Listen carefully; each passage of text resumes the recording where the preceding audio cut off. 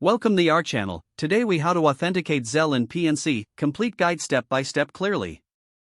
Open your banking app on your mobile device.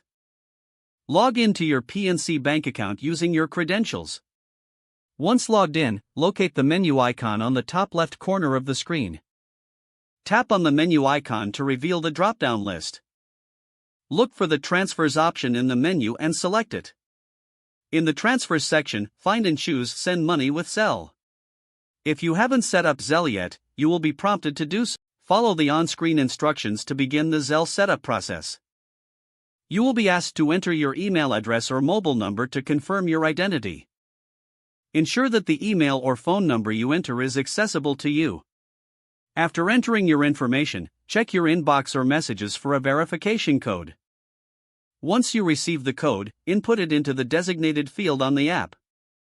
Next, you will need to link your preferred bank account for Zelle transactions.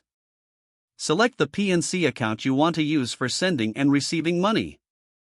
Review the account details to ensure everything is correct before proceeding.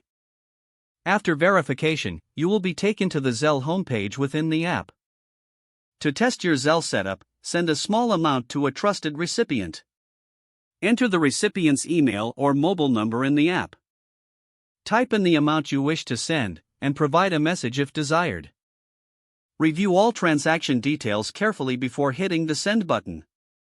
Wait for a confirmation message indicating that your transaction was successful. Now, you are fully authenticated and ready to use Zelle through PNC Bank.